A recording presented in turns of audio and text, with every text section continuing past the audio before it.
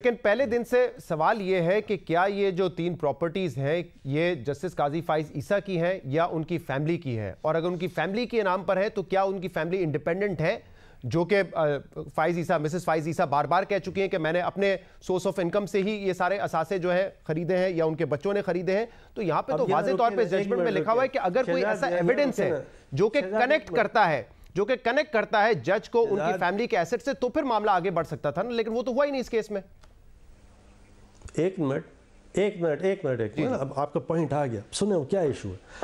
अगर क्योंकि देखें अभी खुल गया, अब आप सवाल कर रहे हैं और इशू यही था। अगर तो मैं बड़े एहतराम से उनका नाम ले रहा हूँ, अगर मिसेस फाइज जो हैं उनके पास मनी ट्रेल होती, वो अगर ये तमाम चीज़ें, और मेरा दिल यही चाहता था कि या अल्लाह ये सारी चीज़ें वो एक्सप्लेन कर दें कि उनके पास ये पैसे कहाँ से आए, ये प्रॉपर्टीज़ कहाँ से ख़रीदी गई। और जो FBI की जो रिपोर्ट आई, जो कलअदम कर दिया, FBI का जो असेसमेंट ऑर्डर आया जो कलअदम कर दिया गया, वो सब ने पढ़ा, पब्लिक डोमेन में था। उसमें यही बात लिखी हुई थी कि she was not able to explain the source. वो सोर्स दे दें तो मैं I will be the first one जो कहूँगा कि बिल्कुल गलत हुआ और बिल्कुल गलत हुआ। लेकिन अगर कोई साहब, अगर सुप्रीम कोर्ट का जज, हाईएस्ट उसकी समझे इज़्ज़त तकरीम होनी चाहिए, उनकी एहलिया के नाम लंदन में अनडिक्लेयर्ड प्रॉपर्टीज़ हैं। क्या ये अनडिक्लेयर्ड थी अनडिक्लेयर्ड, देख लें, चेक कर लें, जजमेंट चेक कर लें, डिस्क्लोज़ नहीं की गई। उनकी मनी ट्रेल थी, नहीं। मनी ट्रेल का क्या मतलब होता है? उन्होंने कहा जी मनी ट्रेल तो इनकम टैक्स ऑर्डिनेंस में नहीं लिखा, छोड़ दें मनी ट्रेल को, लफ्ज़ को छोड़ दें। क्या एक्सप्लेनेशन दिया कि ये कहाँ से पैसे आए? सिर्फ ये कहना कि मैं एक अमीर ख़ानदान से ताल्लुक़ रखता हूँ या रखती हूँ इज़ नॉट इनफ। तो अगर ये स्टैंडर्ड है कि कोई आदमी ये कह दे कि मैं अमीर ख़ानदान से हूँ और मुझसे इसमें भी देखें ना, दो चीज़ें हुई ना। एक तो वो खुद एक्सेप्ट दैट, एक तो खुद वो सुप्रीम कोर्ट में पेश हुई, वॉलंटरीली पेश हुई, और वहां पे उन्होंने एक्सप्लेनेशन देने की कोशिश की अपनी सोर्स ऑफ इनकम के हवाले से। फिर जब FBR में मामला गया तो वहां पे भी उन्होंने दी। अब FBR का एक वर्जन है, उनका वर्जन ये है कि मेरे एक तो घर की सेल थी, मेरी स्कूल की इनकम थी, और दूसरा जो वो कहती है कि उनकी जो एग्रीकल्चर इनकम थी उसको FBR ठीक तरीके से कैलकुलेट नहीं कर रहा था, मानने के लिए तैयार नहीं था। तो ये तमाम बातें तो उन्होंने रखी ना FBR के सामने भी और कोर्ट के सामने। ऐसा है ना, ऐसा नहीं देखें, बात देखें, जो सिर्फ ज़बानी बात है और जो डॉक्यूमेंट से बियॉन्ड है, उस पर यार आप इंटेलिजेंट या तो डिस्कशन करें ना। FBR का असेसमेंट ऑर्डर आपने देखा है, हाँ या नहीं? आप बताएं। जी, क्या आपने उनकी रिव्यू पिटिशन पढ़ी है? क्या आपने उनकी जो ओरिजिनल पिटिशन है वो पढ़ी है? उनकी ओरिजिनल पिटिशन में, उनकी ओरिजिनल रिव्यू पिटिशन में, उनके किसी जवाब में, उनके FBR के असेसमेंट ऑर्डर में या किसी चीज़ में आज दे दें, आज उनके पास कोई एक्सप्लेनेशन है कि मेरे पास ये इतने पैसे थे, इससे मैंने ये घर ख़रीदा और ये इनकम थी, और मेरी फॉर एग्ज़ाम्पल शी सेज़ कि मैं अमेरिकन स्कूल में टीचर थी, अमेरिकन स्कूल से मुझे इतने पैसे मिले, बात ख़त्म हो गई।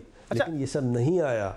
अगर तो वो आ जाता, अमेरिकन स्कूल में जो टीचर है उसकी क्या तनख्वाह होती है? देखिए आप खुल के आप बात कर रहे हैं, इसलिए मैं बात कर रहा हूँ, otherwise I am in no mood.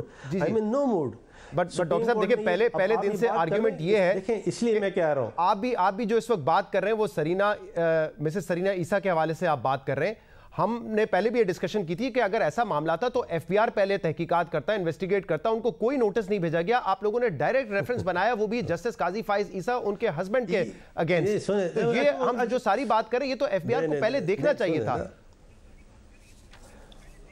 सुने ना, अब एक मिनट, आप इंटेलिजेंट बात नहीं कर रहे, वो चीज़ तो कलअदम कर दी ना जी, अब तो खत्म हो गया, वो रेफरेंस तक कलअदम कर दिया। अब सुप्रीम में, सुने ना यार एक मिनट, अब सुप्रीम कोर्ट ने वो भेज दिया FBR के पास, और सुप्रीम कोर्ट में उन्होंने खुद कहा, उनके वकीलों ने कहा कि FBR को भेजे, हमें सुना नहीं गया। भाई जो आप कह रहे हैं उनको सुनना चाहिए था, उनके खिलाफ उनसे पूछना चाहिए था। जब FBR ने उनसे पूछा और FBR ने जब ये ऑर्डर पास कर दिया कि जी कोई एक्सप्लेनेशन नहीं है, फिर तो वो बात तो पूरी हो गई। तो इसीलिए मैं कहता हूँ कि देखें, दो स्टैंडर्ड्स नहीं हो सकते। अगर तो आज से ये स्टैंडर्ड है कि जजों के ख़िलाफ़, उनके बेगम बच्चों के ख़िलाफ़ किसी भी किस्म की कोई बातचीत, इंक्वायरी नहीं होगी, जबकि उनका एक हायर स्टैंडर्ड होना चाहिए, तो फिर इसका मतलब ये है कि हमारे सारी रोपा शोपा जितनी भी चीज़ें ये कलअदम है। ये तो लोअर स्टैंडर्ड की बातें हैं। अब वो पटवारी है, उसके खिलाफ क्यों सर आप होनी चाहिए? आप ना सिर्फ बीवी बच्चों के आप कानून को सर जानते हैं, ऐसा नहीं हो सकता कि सिर्फ अगर रौपा नहीं है तो हम रौपा अप्लाई कर दें या रौपा से ऊपर का भी कोई कानून अप्लाई कर दें जजेस और उनकी फैमिली पे, जबकि कोई कानून नहीं है। अब ये जजमेंट यही कहती है ना, मैं एक मिसाल दे देता हूं, जैसे इसमें कहा है कि all citizens are equal. Sir एक सेकंड सुन लीजिए, क्योंकि एफबीआर वाला मामला जो था तो वो खत्म ही हो गया शॉर्ट ऑर्डर में और आज उसकी वजाहत भी आ गई है। तो इसमें तो अब ये लिखा हुआ है ना कि एफबीआर ये केसेस नहीं देख सकता, इनकम टैक्स कमिश्नर नहीं देख सकता, क्योंकि ये सारे केसेस जो मामला थे वो 5 साल पुराने हो चुके हैं, वो टाइम बार्ड हो चुके हैं। अब तो वो केसेस तो अब खुल ही नहीं सकते। ये राइट मुझे भी है, आपको भी है, हर किसी को है। अब आप दूसरी चीज, अब आप दूसरी बात कर रहे हैं ना, अब आप तो टाइम बार की बात कर रहे हैं इस फैसले के हवाले से। जी, दो बातें अलग अलग हैं। एक बात तो ये भाई देखें ना, मसला ये है ना कि आप उस फैसले पे अगर ज़ोर ज़ोर से ये कहेंगे ये फैसला आ गया, मैं भी तो कह रहा हूँ फैसला आ गया है, मैं थोड़ी कह रहा हूँ फैसला नहीं आया है। तो फैक्चुअली आई एम सेइंग ये फैसला आया है।